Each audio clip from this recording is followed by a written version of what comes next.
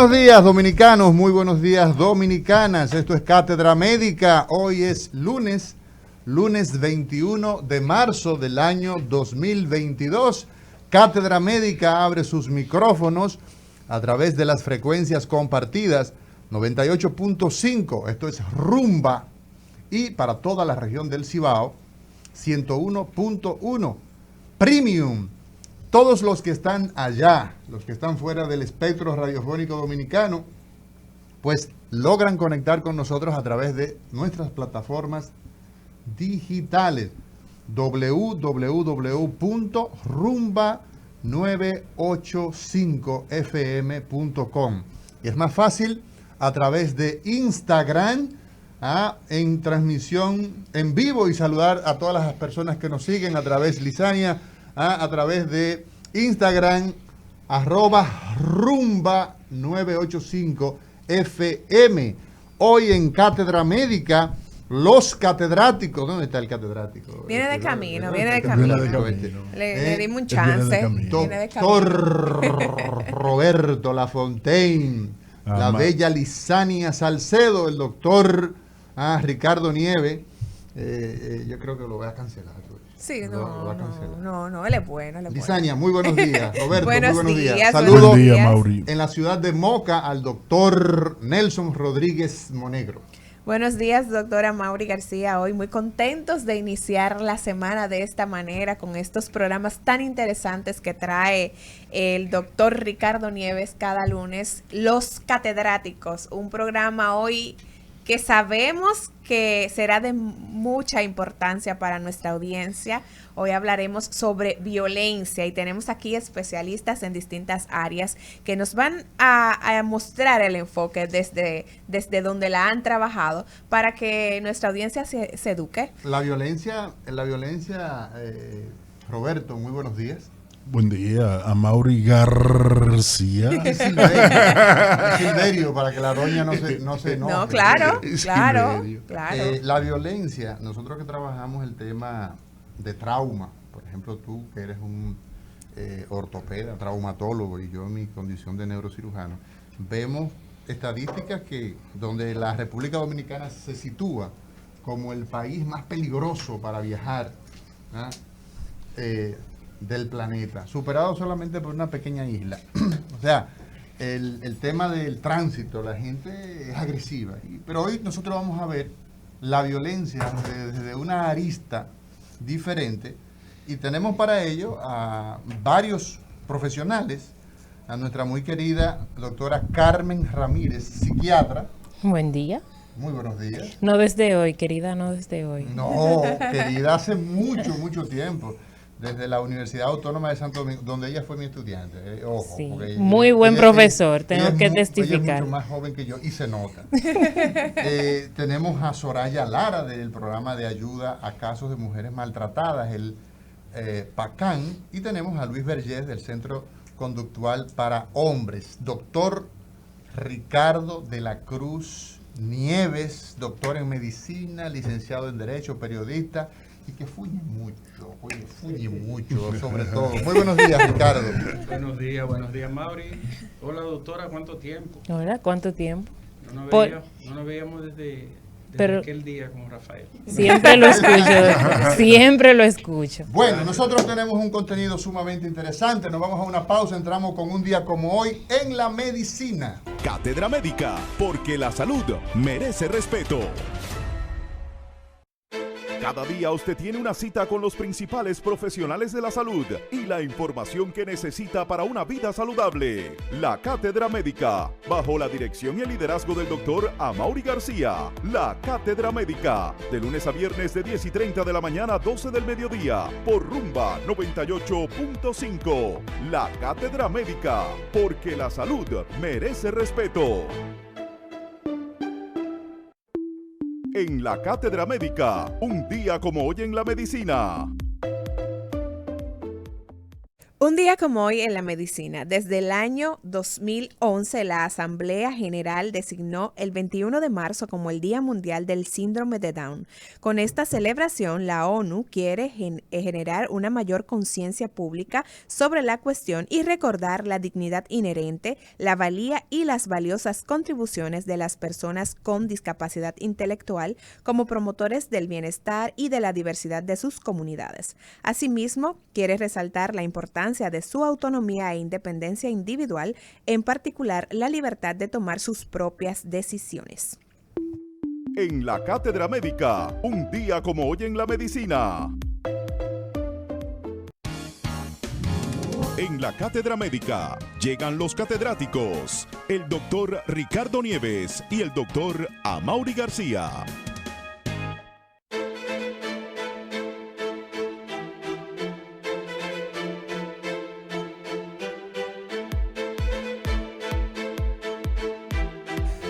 Bueno, Isidro, estamos de regreso aquí. Y ese es el orden. Nieves y García. Señores, tenemos un panel muy interesante.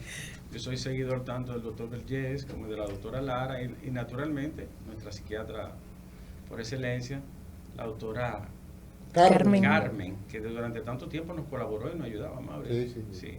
Entonces, el y tema con de hoy, pacientes, oye, sobre todo con pacientes con muchos problemas. Sí, sobre Yari todo siempre pacientes, es una apagafuego. Pacientes y amigos. Sí, y amigos, sí. Y dirigió un hospital. El hospital de allá de Pedro Brán. De Pedro Brán. De manera muy ética y muy responsable. Por eso la quitaron. Sí. Sí. Se la llevaron. Por eso la quitaron. La bueno. quitaron como amigo. Bueno, señores, la violencia. ¿Cuántas cosas se pueden decir? Primero, que es un término polisémico.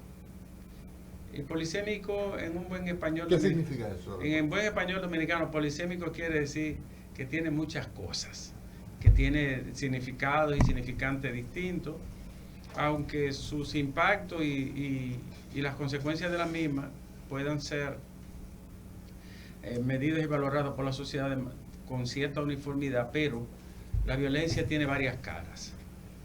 Y se puede ver de diferentes puntos de vista. Por eso ellos, que son psicólogos, psiquiatras, la analizan y la estudian desde el punto de vista del comportamiento, ¿no? Del accionar, de la personalidad del sujeto, incluso del sujeto en la sociedad. Ahora se puede ver desde el punto de vista también antropológico y biopsicosocial, como un fenómeno que es inherente, de alguna manera, a la familia humana desde sus inicios. Hoy la neurociencia tiene un enfoque sumamente multidiverso al respecto y analizan la biología. ¿Cómo influye en nuestra naturaleza la herencia que traemos desde nuestros ancestros?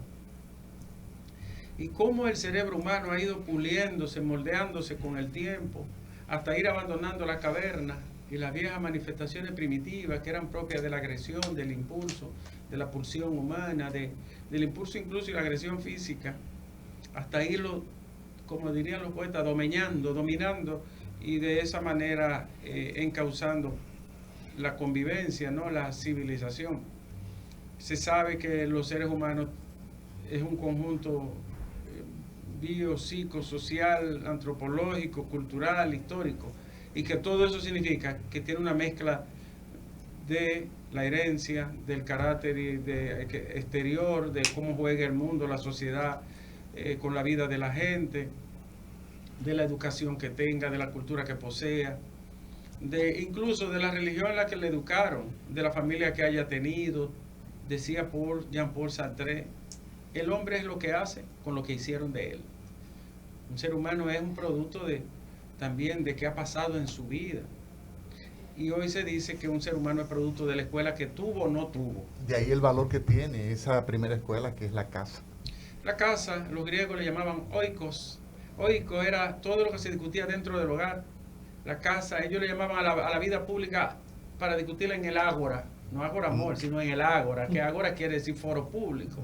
Mientras que la vida interna estaba modulada y mediada por el manejo interno, un pater familia, que en ello no era un pater familia, sino que era un un sujeto que era la cabeza de la casa. Creo que los romanos copiaron mucho de ellos en ese sentido. Y fíjate la cultura china. En una mesa de una familia china, el que encabeza, aunque tenga 80, 90, es el anciano. Pues, sí, porque hay una tradición en esto. Pero yo quiero decir que la casa, el hogar, tenía una división que todavía conservamos hoy, que la tradición ha ido rompiendo ahora con las torres. Y es que, desde el punto de vista metafísico, el diseño de una casa, de la habitación marital de los padres, tálamos, le llamaban los griegos.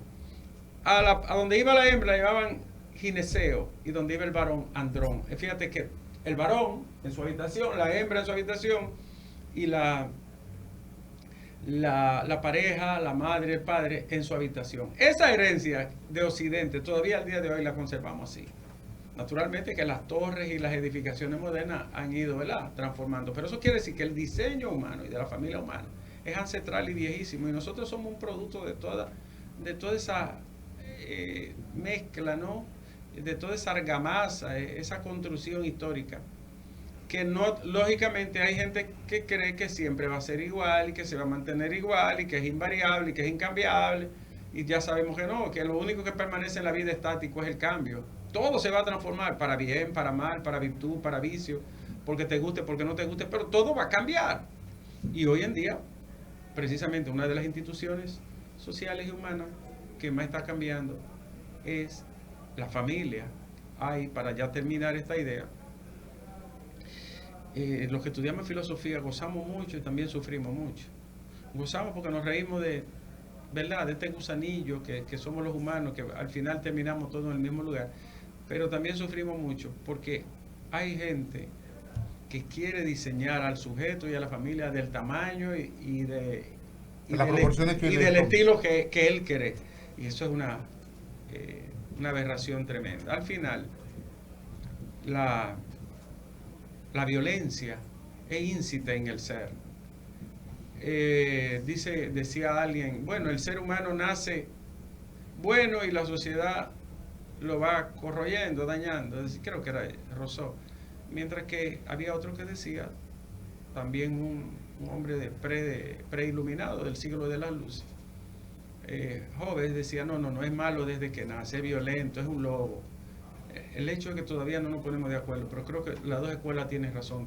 Tenemos una pequeña bestia adentro, un pequeño lobo, pero también tenemos unos ángeles en el otro lado. Al final, el cerebro viejo y el cerebro nuevo, la corteza prefrontal, decidirán qué tan bondadoso o malévolo puede ser un sujeto, siempre y cuando hayan coincidido todos esos factores que hemos dicho: familia, educación, escuela, con quién te juntas, qué instrucción tú tuviste durante tu vida, esos primeros años de la infancia hasta los 7 años cuando el cerebro sella. Todo esto juega un papel determinante, y por eso nosotros hoy queremos hablar de la violencia, porque estamos viendo en la sociedad dominicana unas manifestaciones violentas muy sucesivas, continuas y a veces hasta atípicas. Entonces empecemos con nuestros destacados y distinguidos invitados, que son los expertos en esta área. Violencia vista desde el punto de vista de la víctima y también desde el punto de vista del victimario. Y en ese introito que vuestra merced... Yo abro violencia y me sale Pepe Goy en un tuit. Qué desgracia, La Fontaine. ¿Qué te parece? ¿Qué te parece? Y hay que responderlo. Eso es verdad. En tribunal, ¿no? En tribunal. Eso. Ya la cosa ha sido... Hay que defenderlo ahora. Ahora. Mira, desde el punto de vista, tú hacías una introducción magistral como de costumbre, y definitivamente es común en mí. Es común, ¿verdad? Sí, sobre todo, y Humildemente. muy humilde. Mira, Por eso Ricardo, que es el orden de la cátedra médica. hay un aspecto que nosotros tenemos que tomar en consideración, y sobre todo en ese último tramo de tu comentario, y es en la respuesta que tenemos a ciertas situaciones. Yo recuerdo estando en el Hospital Traumatológico y Universitario Dr. Darío Contreras, me llega un señor con un empalamiento. Empalamiento es un detornillador clavado en el cráneo. Wow. Era un chofer, se trataba de un chofer de carro público, en fin, donde un motorista se vio rozado y el motorista sacó el detonador y se lo clavó Sí, en la cabeza. sí, sí. Entonces, son varias las muertes que se cuentan por un simple roce. Todo por lo hemos ejemplo, visto de entonces, una manera ¿qué increíble. pasó ahí? Muchas veces decimos, bueno, es que este hombre actuó como un reptil. Cuando tú pisas una culebra, te muerde. No lo piensa, actúa como de forma refleja. Entonces, vemos el comportamiento de nuestra sociedad que muchas veces. Ahora, ¿qué ocurre? Cuando analizamos ese sujeto, vemos el grado de escolaridad, etc. Todos estos aspectos nosotros lo vamos a estar viendo hoy, de la mano de Luis Vergés, Soraya Lara y de Carmen Ramírez. Adelante, licenciada Lisania Salcedo. Bien, yo creo que para iniciar sería importante que cada uno desde su área pues nos diera ese enfoque de la violencia. Doña Soraya Lara, desde el punto de vista de la víctima, ¿por qué tolero estos actos de violencia hacia mí? Luis Vergés, desde el punto de vista del victimario, ¿qué me mueve a ser violento? Y bueno, pues ya la doctora Carmen Ramírez, desde el punto de vista psiquiátrico, cómo se explica la violencia, qué factores influyen a nivel cerebral para que una persona se torne violencia o reciba violencia. Podemos iniciar en ese mismo orden. Empecemos con Soraya. Soraya Lara, exacto. Creo que ahí me oigo, ¿verdad? Sí. Tengo que mover. Buenos días, muchas gracias por la invitación y la oportunidad. Lo que planteas y la mirada hacia las relaciones de pareja, si la podemos observar desde diferentes aristas, si bien como decía el doctor Nieves, como históricamente la sociedad, la cultura, la religión, cómo se ha construido la identidad del hombre y de la mujer, ha permeado en los comportamientos, tanto del hombre como de la mujer, del agresor y de la víctima. Y esas creencias son también determinantes. O sea, pudiéramos hablar de muchos factores determinantes. Y quiero... Hasta hace un tiempo, doctora, en el Código Penal estaba admitido que una mujer podía ser hasta asesinada por su pareja. Sí, sí. Hasta eso fue ayer. La lapidación de Eso fue ayer. de Isaura, ¿no? Y todavía, en la sí. cultura islámica. Y en el En Irán, judaísmo está la pedrada a dos manos a las siguen. mujeres por cualquier razón. Claro, y la mujer la tenemos que comprender igual que el hombre en su cultura, en su religión, porque el comportamiento de una mujer en Occidente no es lo mismo de una mujer en Oriente. No, bueno. O sea que hay factores que Todavía determinan. allá dan pela todavía. Sí, sí, a y la mujer. lapidación todavía. Y la lapidación. Un que es estudio una de las que hace- muertes más horribles, apedrada. Sí, terrible. Pues nosotras en el PACAN, en pandemia, hicimos un estudio con una muestra de 2.000, creo que 245 mujeres, Sí. mujeres y hombres, la mayoría de las mujeres, sobre la violencia, acerca de la violencia y el comportamiento acerca de la mujer y el uso de la violencia, para evaluar las distorsiones cognitivas, o sea, las ideas erróneas acerca de cómo el hombre y la misma mujer se perciben a sí misma y la conducta violenta, donde evaluamos la normalización de la violencia, la culpabilización de la víctima. ¿Cuáles son las ideas que más prevalecen en la mujer víctima? En la que es víctima de Sí. violencia de cualquier psicológico o físico. Eso iba a decir, como las mujeres participaron en esas distorsiones cognitivas, que fue también una sorpresa para que vean que están arraigadas, están Claro. esas ideas. Incluso ellas creen que de pueden incluso ellas, tolerarlo. pueden tolerarle, Y que- y es lo que nosotros conocemos como mecanismo de adaptación a la violencia, porque es gradual, va penetrando, entonces entra la idea por el discurso del agresor, que ya hablará Luis en un momento: tú eres que me provoca, tú eres la mala, tú eres una mala madre, No me tú, respondas, cállate cuando te tú hablo. tienes que responder, tienes que hacerme caso, el hombre de la casa soy yo. Entonces, estas ideas colonizan el pensamiento de las víctimas y ellas terminan sintiéndose culpables de la violencia que ella misma son Incluso, pasivas, doctora, ¿no? por eso casi no se denunciaba y se quedaba eso en las cifras oscuras. Sí, entonces, y así es, y sigue siendo. O sea, las cifras oscuras de la violencia siguen de igual manera, o sea, es una minoría de las La que se mujeres hace están público, la que sí, denuncia, la que no acude a todas, justicia. no todas quieren denunciar porque no quieren asumir ese proceso. Y los vecinos no se meten porque eso es cosa de marido y mujer. No, eso es, y de hecho Voz Populi dice, en pleito de marido y mujer, No, claro, nadie sí, se meta, sí, pero sí. Mario puso en su obra, que la lleva al cine y la hace en El Padrino, Connie es golpeada por su marido y ella para defenderlo le dice, no, fui yo que lo provoqué, fui yo que la culpable. claro. O sea, Porque que- es la idea que predomina, porque es lo que el hombre le dice, y cuando la mujer va, incluso todavía, a una fiscalía, ¿qué tú hiciste? Que lo provocaste. Antes los policías Sí. le decían, tenga Igual. cuidado, que ustedes son muy provocadores. Sí, Y los ustedes son las policías que machos, provocan, ¿no? Increíble, ¿no? complace ese hombre, Sí. o sea, siempre el Cambia de discurso actitud. va dirigido a generar, hacerle creer a la mujer que ella Que es es la que está culpable. indefecto, ¿Qué que ella es la encontraron, que está doctora, culpable. en resumen? ¿Qué encontraron? Él hace ratito que quiere Ah, que que el Sí. doctor Lafontaine. Mira, yo voy a ser un poco el abogado del diablo, a darle tono a esto. Usted habló de las distorsiones cognitivas, ¿de acuerdo? Son distorsiones a partir de qué referente, de referente social, cultural. pero que referente cultural. Cultural es que nos va, o sea, tenemos que hablar de estereotipos, tenemos que hablar de roles, que la sociedad dice cómo tenemos que ser las mujeres, cómo tenemos que ser pasivas, complacientes, comprensivas, salvar el matrimonio, defender el matrimonio, algo hiciste tú, que lo provocaste.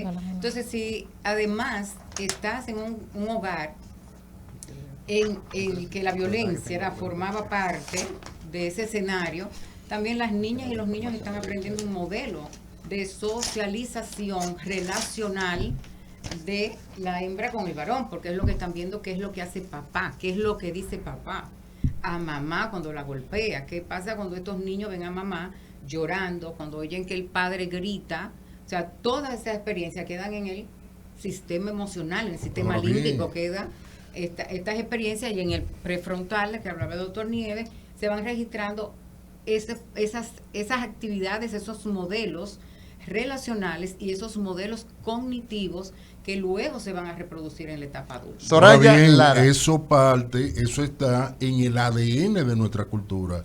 Eso forma parte del imprinting de la cultura. ¿De acuerdo? Sí. Entonces, Hay una parte cultural. entonces es un deber ser. El referente es un deber ser, no el ser. Porque el ser te lo da la cultura inmediatamente. Esos Lo que productos pasa es, salen de... doctor, oiga lo que ocurre, la cultura permitía, a través de un momento... Que tú lapidaras a la mujer. permitía que uno se comiera al otro.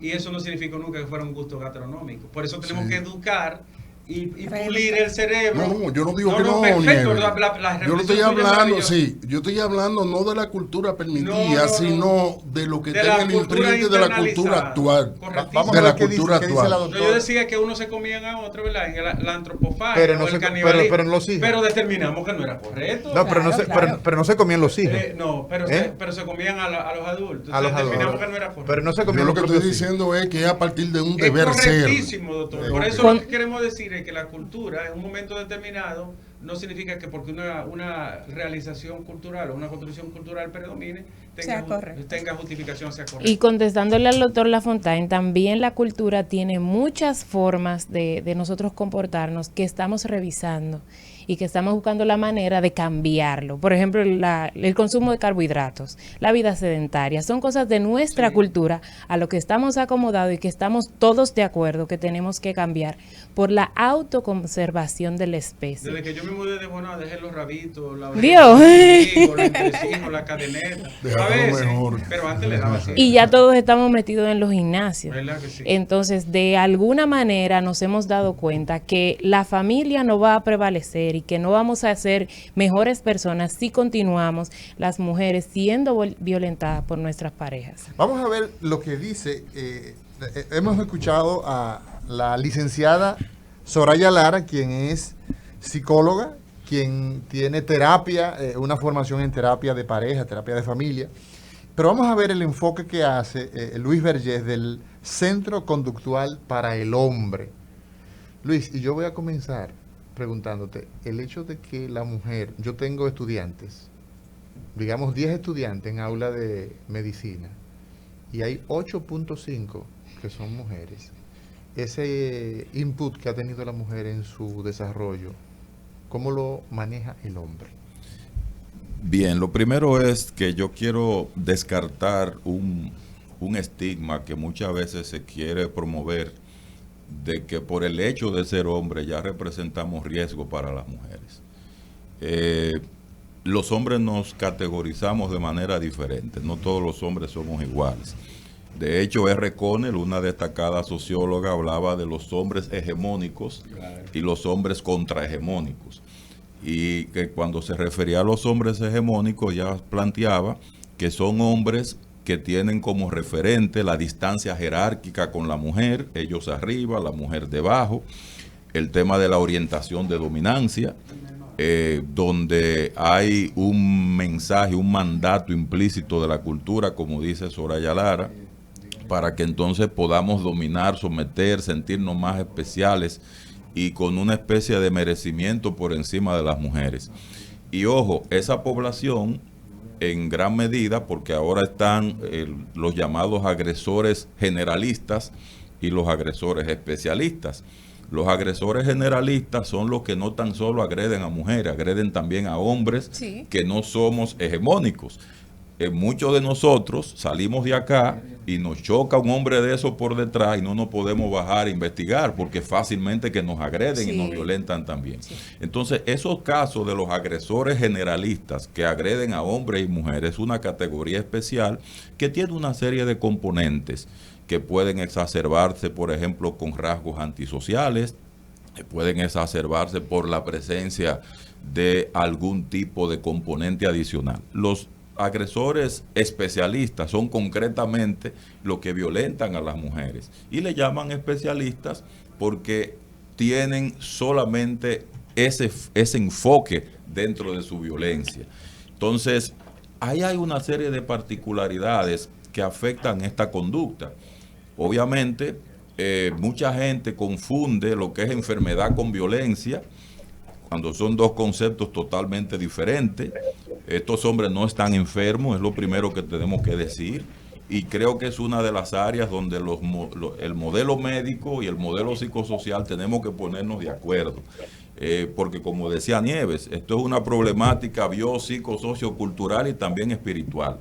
Entonces, cuando confundimos enfermedad con violencia, estamos haciendo un reduccionismo, que son dos procesos paralelos que se encuentran en un punto. Por ejemplo, confundimos enfermedad con desviación social. Porque a veces son delitos puros, no ninguna enfermedad. Ninguna enfermedad. Y metemos un atenuante entonces en favor de los agresores, porque si lo pintas como enfermo, imagínate lo que va a pasar. No hay asunción de responsabilidad.